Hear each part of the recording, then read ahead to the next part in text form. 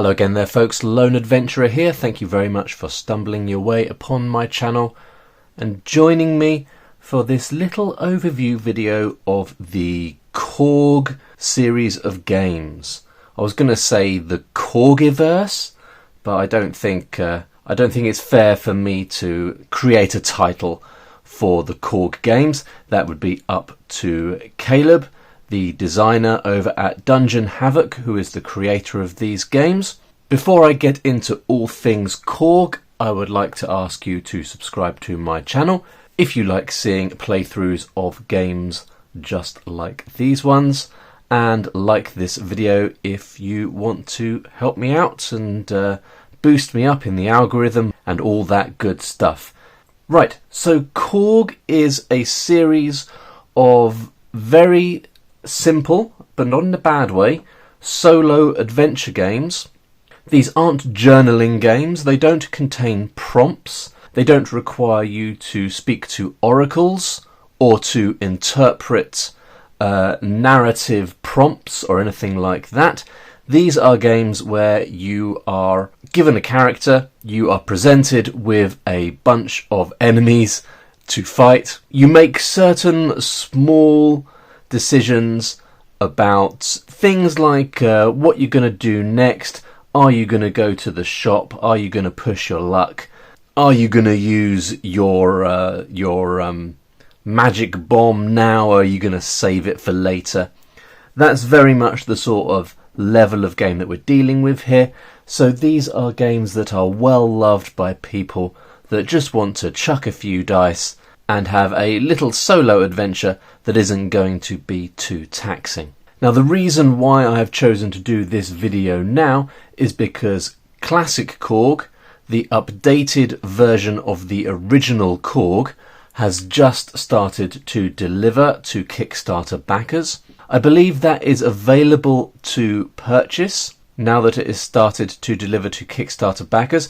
I'm not 100% sure whether it's already up for purchase. If it isn't, it will be at some point soon. And I'm fairly sure that Korg and Korg Scars of Silvos are available as well. I think these are all available physically. If they are not, then they are available digitally. I'll include some links down in the description below. I'll also pop links up in the corner of the screen to where you can see playthroughs of Korg and Korg Scars of Silvos. I'll be doing a playthrough right after I record this video of Korg Classic, and that'll be popping up soon. So there'll be a link to Korg Classic at the end of this video, and maybe down in the description.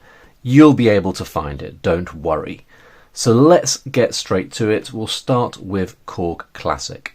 So Korg was the game that started it all, released I guess a couple of years ago now by Caleb, and the idea was that you would have a game that fitted on a credit card sized thing. So you had some very simple instructions, you had a location in which to go, and you had a shop in which to purchase items to help you out. And the aim of the game, which other games in the series that we'll be looking at in a minute conform to, is to acquire 50 gold pieces. Now, this new version of Korg, Classic Korg, has an alternative challenge, which is to complete a quest. So you're trying to complete a quest, or you are trying to earn 50 gold pieces. You've got 20 HP, die if you get to 0, how to explore, how to fight, how to flee. And that is essentially the rules. I believe the original Korg had 1 or 2 locations. There was then a credit card sized expansion which added a couple more locations still. So I think all of the existing locations that were created for Korg are here in Classic Korg, but Caleb has added a few more. So even if you've got the original Korg, as I haven't shown it on this video because you can't get it anymore. Even if you've got the original Korg, it's worth getting this updated version. And I think that the small changes of adding some new locations and also adding a specific quest that you are attempting to do in each location, it does increase the replayability whilst not increasing the complexity or taking away from the minimal intentions of Korg. It still remains a very minimalist game, but there's just a little bit more. And as you can see, we're still dealing with a fairly slight package here. One of the cool things about the Korg games is, at least at time of recording, Caleb delivers more or less worldwide and doesn't charge postage. The games are so small that he can just fold all of those costs into the overall cost of the game. That's cool, especially for someone outside America.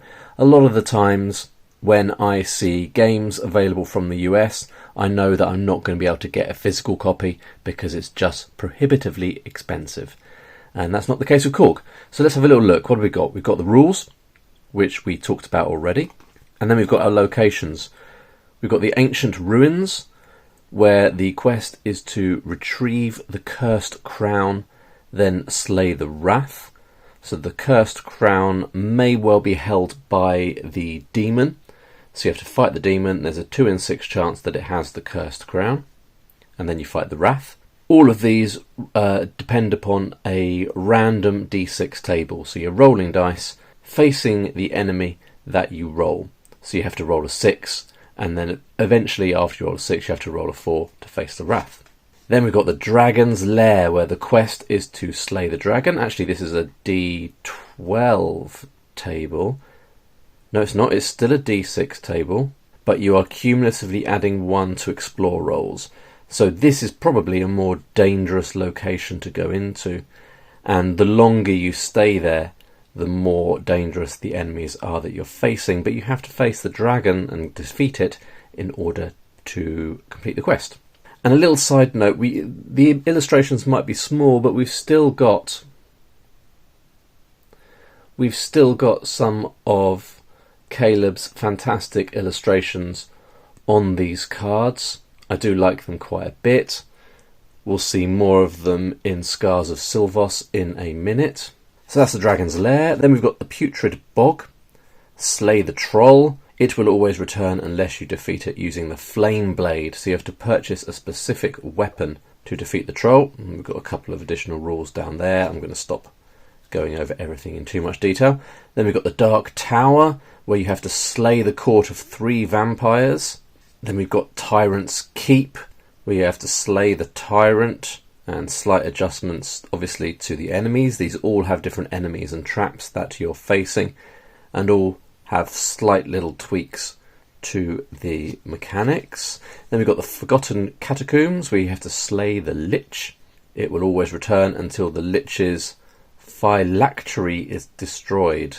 There's a 2 in 6 chance it held the phylactery which you destroy. What's that? Oh, the coffin golem might have the phylactery. Okay, so you have to defeat a coffin golem. Hopefully it has the phylactery. Then you have to defeat the Lich, having done that. Then we've got the Wasting Sands, where you have to retrieve the Philosopher's Stone. And then you've got the Fetid Swamp, where you have to acquire 10 Basilisk Fangs. So really cool that you've got all of those locations. They've all got a slightly different quest. There's little tweaks to the gameplay for all of them, but those tweaks are minimal, but just enough to add a tiny bit of variety to the games as you're playing. So here we've got the shop. We've got a whole bunch of items. This also includes the cost of chartering a ship. So if you want to switch from one location to another, having not completed the quest, you can charter a ship and switch on over. And then finally, on the back of the card, we've got a few optional rules. One for bandits. Each time you shop, there is a 1 in 6 chance you get mugged. And one for stealing from the shop. And that's that. That is Classic Korg. Brand new. Haven't played it yet. Very excited about it. That'll be coming to the channel soon. Next up, we have got Korg. So Korg was the first Korg game that sort of expanded upon the basic mechanisms and concepts of Korg and took it slightly further. Obviously, Korg is set in a cyberpunk-esque future, and the layout and design of the zine is reflective of that. So here we go, we've got the rules. So as usual, the rules are quite minimal. This here really covers everything you need to know, and it includes the shop details down here. So on this occasion, we're trying to get 100 credits.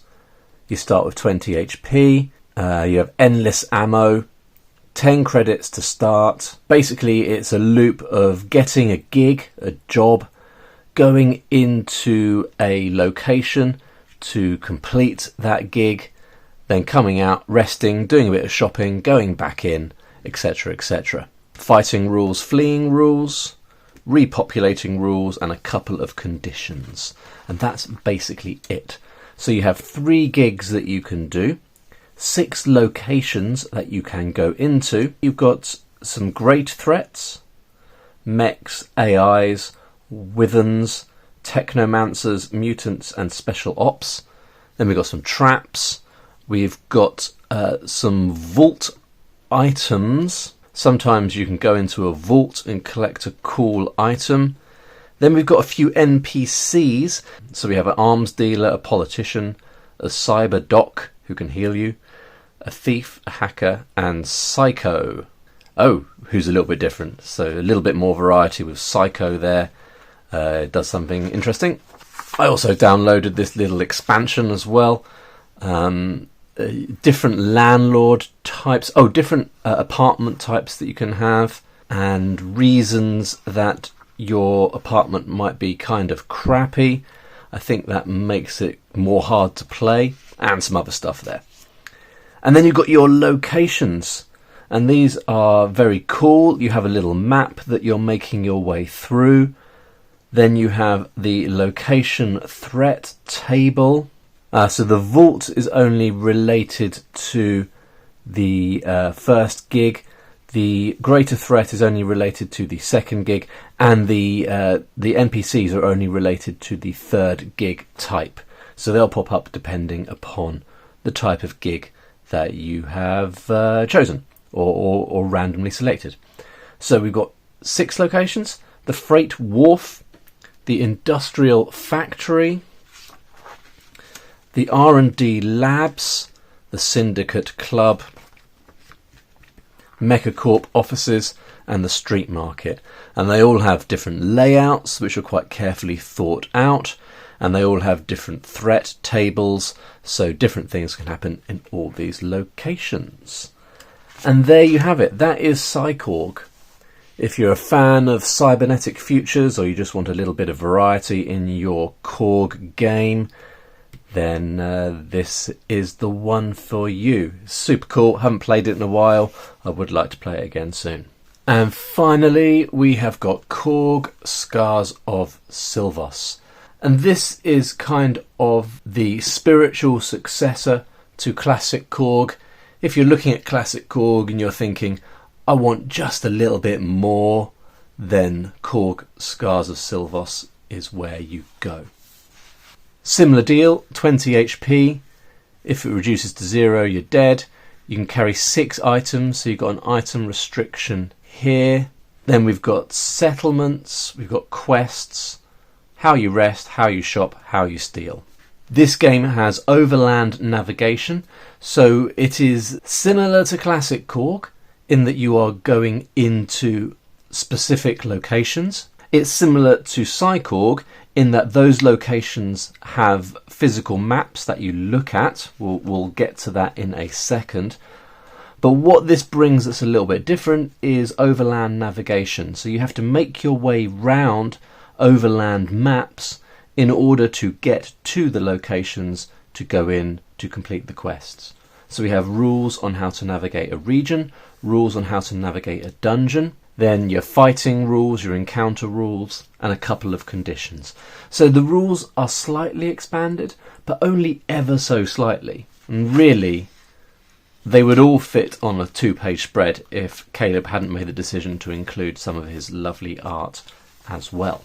So we've got some settlements. We've got Orgaria, We've got Oak Run, and notice how the page design of each location is completely different. Real care has been taken to make it visually pleasing and an aesthetically pleasant book to flick through. Then we've got, so are those the only, let me just check. Yeah, so I guess those are the only towns. Then we've got regions. So this is a region map for the Orblum Isle. Then we've got the region of Thornwood. Then we've got the specific locations. We've got the Cursed Estate. So the specific locations exist on the map. So for example, over here in Thornwood, we have got Lunaria, which is one of the towns, starting towns. Then we've got Oak Run, which was the other one. And then we've got the Cursed Estate, which is the first of the adventure sites. So there's the Cursed Estate. Then we've got the Forgotten Throne, the Legion's Tomb, the Ruined Keep, the Sinking Warrens, the Spawning Grotto. Is that the last one? I think it might be. Yes, it is. Okay, but so much variety and so much creativity in such a small package. Let's just take a quick look at a settlement. You have an introduction. Then you have the shop details for that particular settlement. And then you've got 4 quests that you can take. So these are your quests. They are linked to locations in here. So remember, the Tyrant's Keep had the quest Slay the Tyrant. Here the quests are a bit more sophisticated. There's a bit more detail about them. The overland maps again have a little bit of introductory narrative, a little bit of lore, flavour. And then you've got a threat table for the overland region, so the dangers that you might come across as you are travelling overland. Same for Thornwood. And then the same as in Korg and in Korg, you have that table of threats for the adventure sites. So we have the map, more flavour text, really generous with the flavour text here. We've got a bit of info down at the bottom about specific things for this map. And then you've got your threat table with the various enemies and traps and whatnot that you will face. So there you go. That was a pretty speedy overview of the world of Korg. It's a simple series of games designed intentionally to be so. I'm very fond of them. I'm very excited to get to Classic Korg. As I said, these two have already got playthroughs on the channel that I would encourage you to check out if you are curious about the games. Otherwise, let me know down below what you think of Korg, what your hopes are for the future of Korg, what more would you like to see Caleb adding to this range. And yeah, I'll see you in the next one. See you very soon for Classic Korg, a playthrough of that coming very soon. Thanks for watching, folks. See you next time. Bye for now.